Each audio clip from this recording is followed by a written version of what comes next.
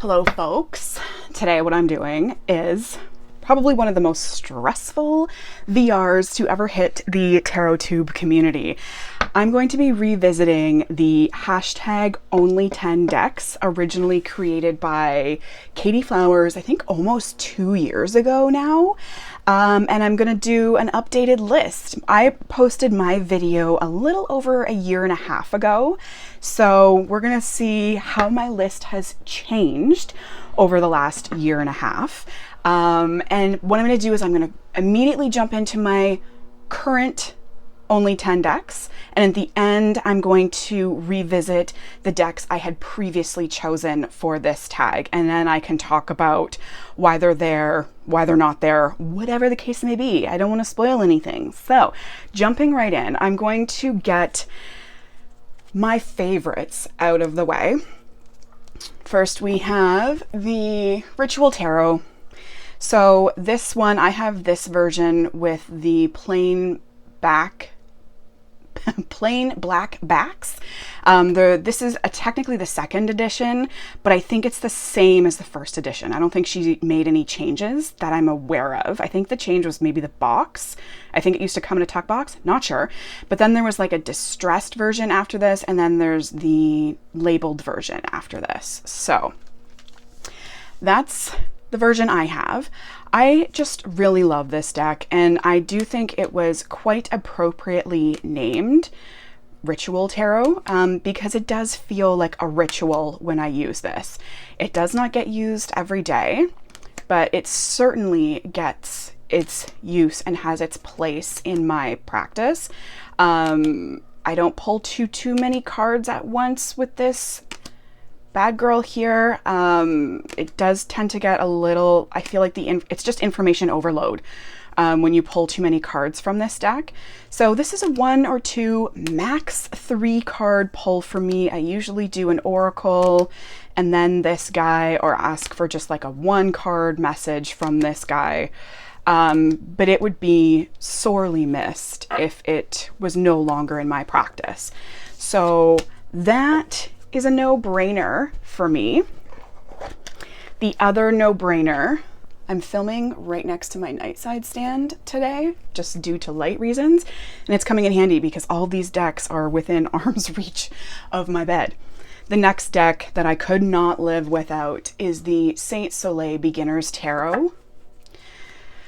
This is a deck that I have used for information purposes because we've got reversed keywords, we have upright keywords, we've got the zodiac, we have the planetary, and we have the elemental symbols. So this is a great one to use for learning. Also, it's just so pretty. And I posted this in my last VR, which it's the Crystals Meet Collections.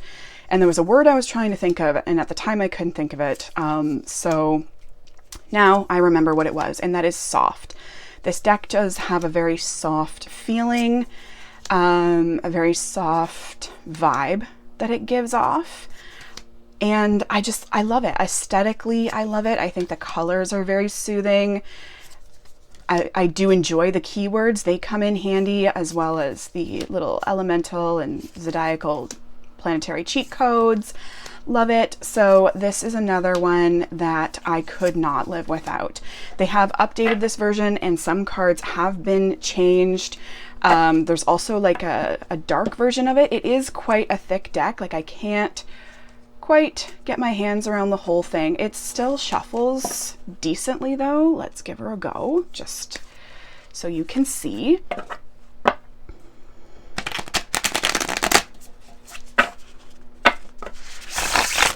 So it's still okay to shuffle. You do kind of have to put a little more effort into it, but it's okay. It works. And it stays right there in a little slot on my nightstand. So anytime I want to do a pull with it, she's there. She's there for my message. Another one that it doesn't get used too often, but it would come with me if I could only take 10 decks with me.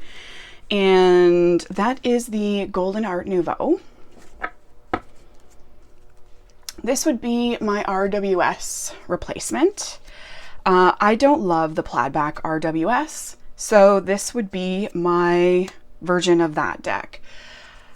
I prefer this over the Plaid Back RWS. These are like one of my least favorite backs ever. I just don't feel like they match the aesthetics of the deck, but I do love the facial expressions and how much more clear they are. This is a great example. So you can tell this individual is, I mean, they're not in distress. There is a level of concern, there's a level of determination, but it's not a stressful fight for your life necessarily look on his face. It's a determination, it's a defense look, and I feel like it's conveyed really well in the facial expressions. And the RWS, the Plaid Back RWS, the line work is just pretty, it's too thick to really convey that. Here we have the look on the face of the Queen of Pentacles. Expression, I guess, not look on the face. Also this little bit of smugness. I don't know if we're in focus. I cannot see my phone at all, so I don't know if we're in focus, but a little smug. I just love it. I love this version for my replacement Plaid Back RWS.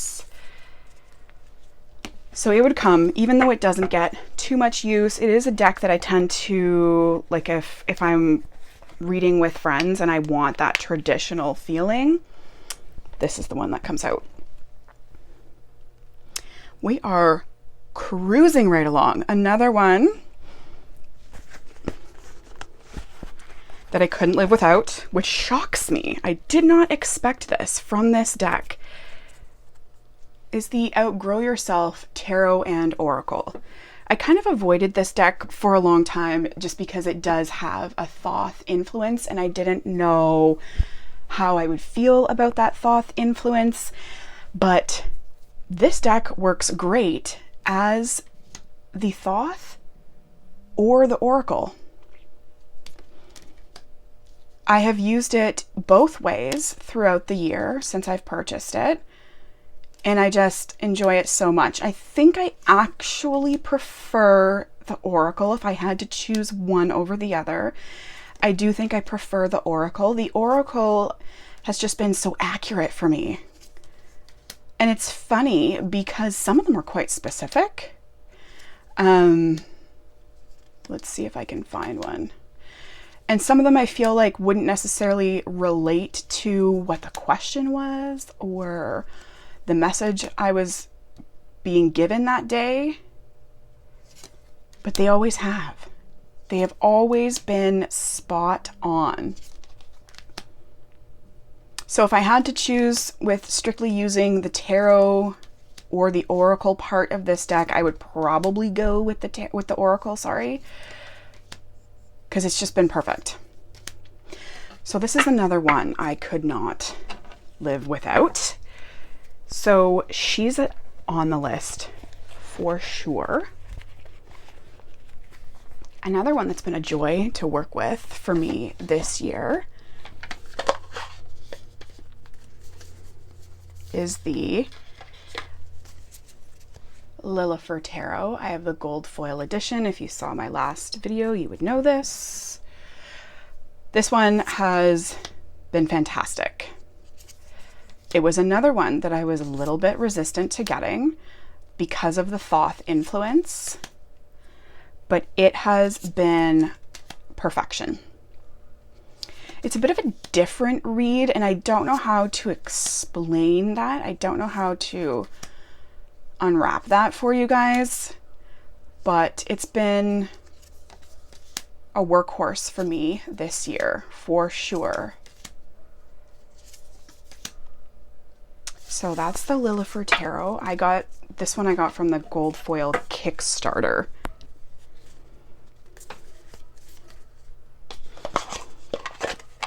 Okay, now we're kind of getting into the part of the list where I struggled, where I had some struggles. Let's talk about this one. I'm going to keep it in the box and do the annoying unboxing on camera. This one was a tricky pick for me. So I got the most recent re-release of this deck when we all thought it was done for good. This is the version I have with these backs. This was a unicorn deck for me for a long time, and I had kind of resigned to the fact that I wasn't going to own it because it was out of print. I hope that you can see that because I am only my angle, I can see that. So the reason it's on this list, I haven't actually really worked with this deck yet. By the time it was delivered, I feel like the season for this deck to shine was gone. I can't remember. I feel like it was maybe December when we got it. So its time to shine is coming. It's right around the corner. Could probably, I mean, we're in September, so we could probably bust it out again. Not again. We could probably bust it out for this time of year, but I'm not ready to yet. And the reason it's on this list, even though I haven't worked with it, is because I want to work with it. And if someone said you can only take 10 decks out of your collection, I would want to work with this deck. I would want to know what it's like to work with this deck that I thought I wasn't going to own for the longest time. I might hate it. I might regret the decision later. But right now, as it stands right now, this is a deck that would be coming with me for only 10 decks. Who knows? Maybe it won't be on this list later on down the road if I do this again. So that's the Bohemian Gothic. Okay, an Oracle. This one's kind of tricky as well. So the Seasons of the Witch. I don't have all of these. I don't think I will have all of these. I don't think I'm going to collect them all. This was the first one I got, the Samhain. And this deck does have such a fun place in my collection. I hate saying that. I do love tarot around Samhain season. I feel like that's when I use it the most. That's when I have so many decks around skulls and fall feelings, fall vibes. So I chose the Samhain edition of this one because it does have a special place in my heart. The other one that was a close second that didn't make the list is the Yule, just because I don't have a lot of Yule themed decks. So, but this one is my favorite, I think, out of all of them. It's my favorite. And I think that's an unpopular opinion. I don't think many people think the Samhain one is their favorite. So let me know if it's your favorite or which one is your favorite. So she's on the list. Another cute one that I've had so much fun with this year is the Tarot del Fuego. And this is another one that surprised me. It is one that I bought on a whim. This is an incredibly cheap deck. Here's our backs. Love it. So it's just so spunky isn't quite the right word, but it's definitely different. I like the color palette of this deck. I like the imagery chosen. Now it is a little different because Ricardo Cavolo has specifically said he will never elaborate on his choices for the imagery. So you kind of got to figure it out yourself. But it's been so fun. I've had so much fun with this deck. I like the cardstock. I like the size of it. It's smaller than a normal tarot deck. And the texture of the cardstock is a lot of fun. I am a very tactile person, as I have said before, so I do enjoy the tactile experience from this deck. It's just so much fun. So bizarre, so out there, but not at the same time. So that's Tarot del Fuego. Where did I put the box? Okay. We're getting low. We have two more. Another oracle that we have that's new to my collection is the Craft Decadence Oracle. So the side says Craft and Decadence, and then this says Craft Decadence. Oh, is there an and behind? Is that what that is? Okay, Craft and Decadence Oracle.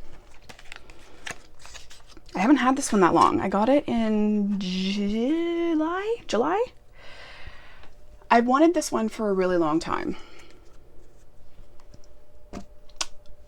But I was worried about the keywords. I like my Oracle deck keywords to be fairly basic, which is kind of funny because the Outgrow Yourself Oracle is a little more expansive, not as expansive as this one, but this one is, some of them are bizarre, but I love them. So Cynical Dandy, Glorious Outsider, Paragon of Wit, Ancestral Watch, Guardian Spirits, Familial Protection, Idolized Tragedy, Thirst for Drama, Emotion Lust, Sweet Autarky, Gentle Selfishness, Self-Devotion, Resumption of Power, Back to Sovereignty, Regained Strength. Like they're quite specific. I am really into collage work. That's something that has come up for me this year as far as decks that have come into my space.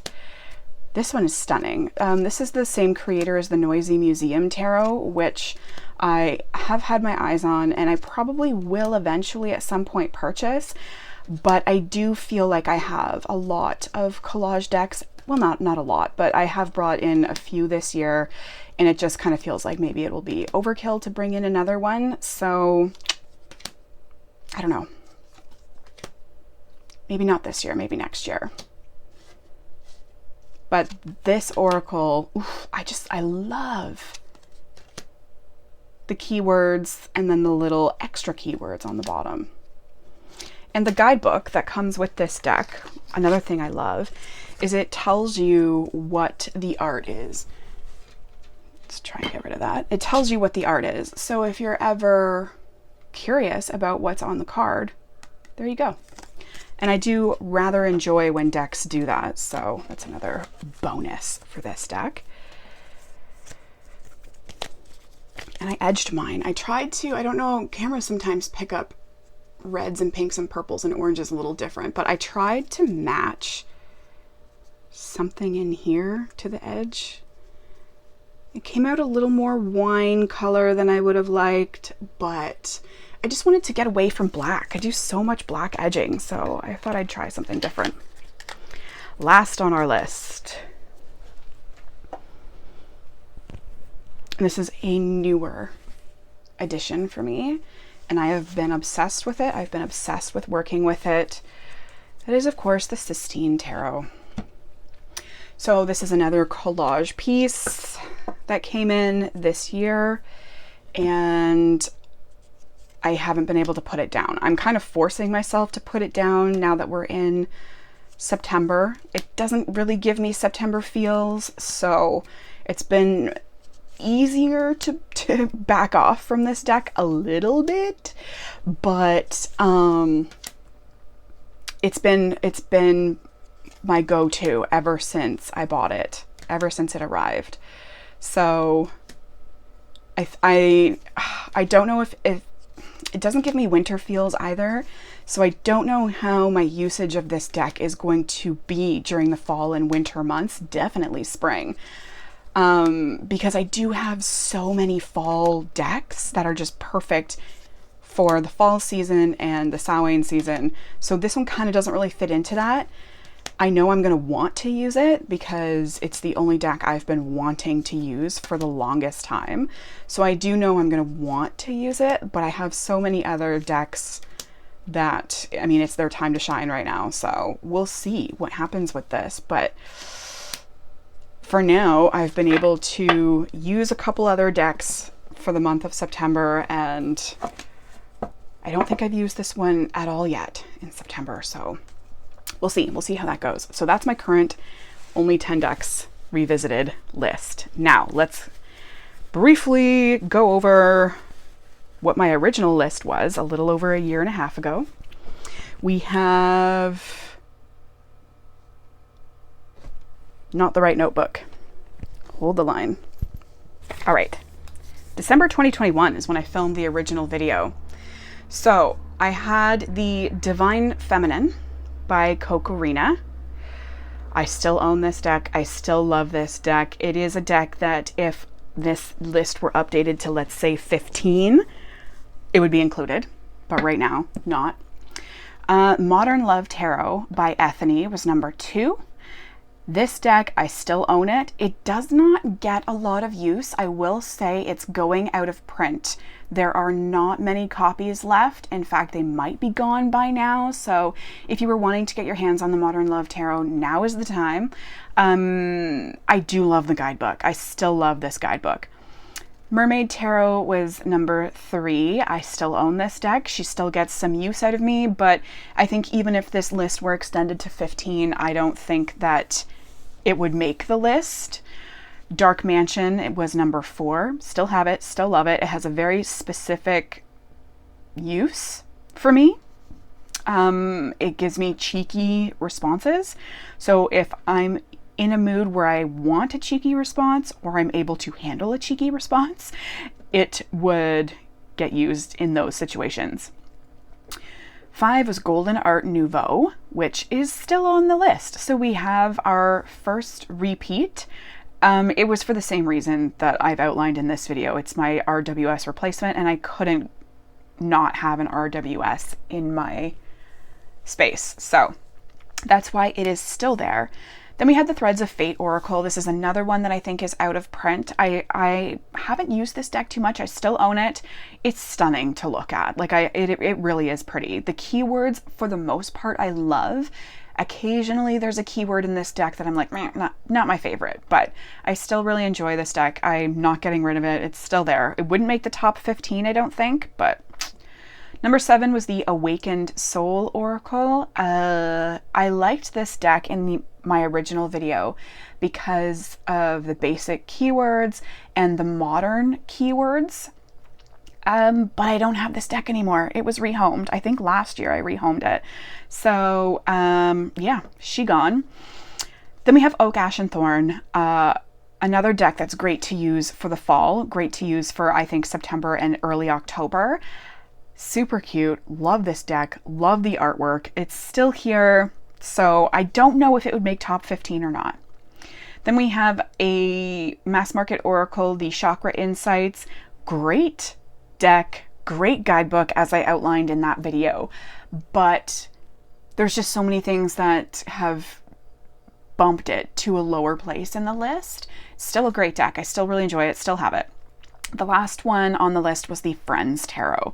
One thing I really struggled with this video was a pop culture deck. I love my pop culture decks. I'm going to do a video on all of my pop culture decks coming up, but I just felt that pop culture decks, I love them. I love that they immerse me in the world of whatever deck it is, themed around.